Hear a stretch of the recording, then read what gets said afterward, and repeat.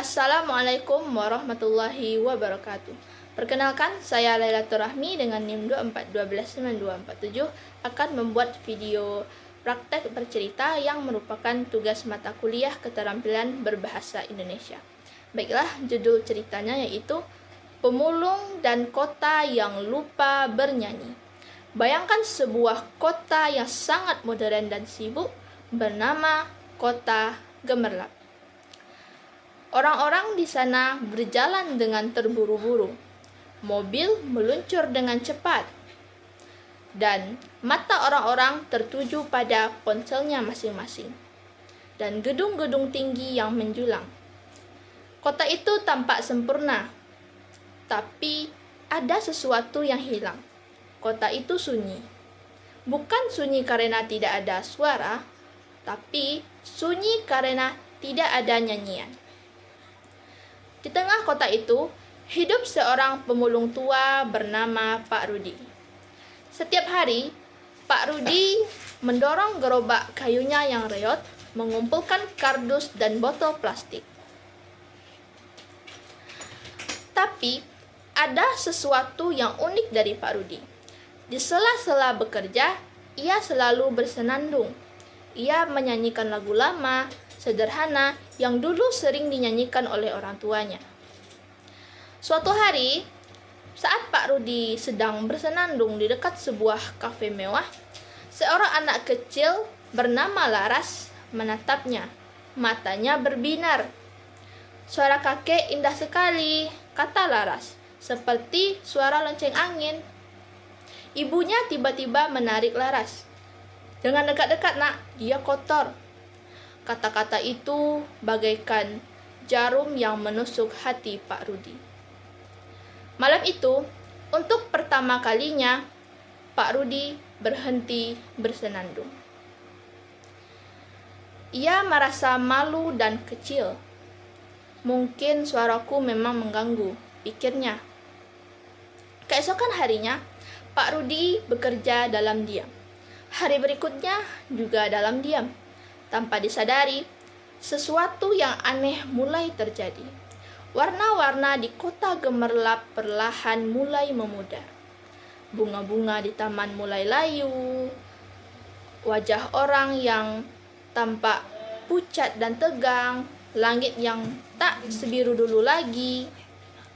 Kota itu menjadi sangat datar dan hampa.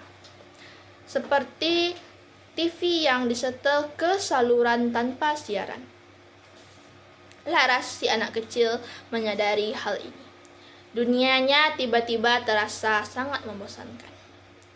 Ia ingat akan senandung Pak Rudi yang bisa membuatnya tersenyum.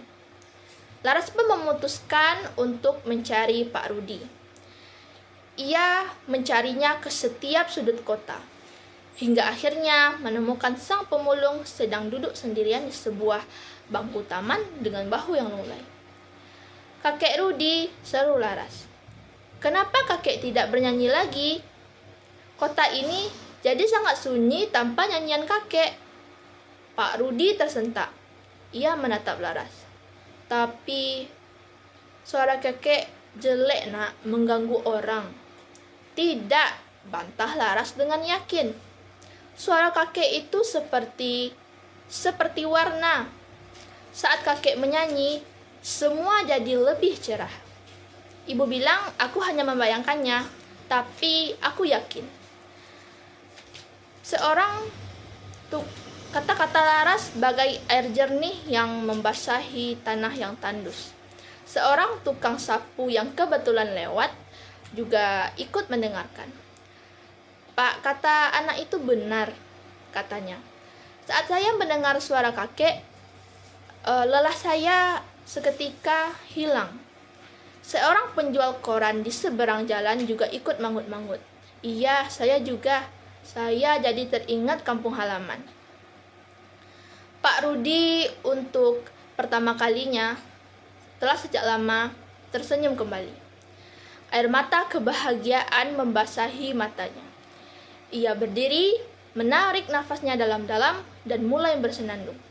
Lagu lama yang sama, tapi kali ini dengan perasaan bangga dan bahagia. keajaiban pun terjadi. Saat nada-nada melayang di udara, seolah-olah warna-warna kembali menyala. Bunga-bunga di taman seolah-olah mengangkat kepalanya, dan wajah orang yang mencair dengan senyuman.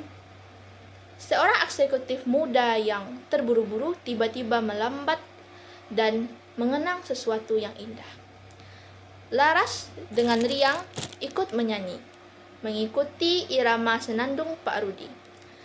Tak lama, orang-orang lain pun ikut bersenandung, menyanyikan lagu-lagu kenangan indah mereka masing-masing. Untuk pertama kalinya, kota gemerlap dipenuhi bukan dengan suara deru mesin dan ringtone ponsel, tapi dengan melodi kehidupan yang hangat dan penuh warna. Baiklah, sekian praktik bercerita dari saya. Wassalamualaikum warahmatullahi wabarakatuh.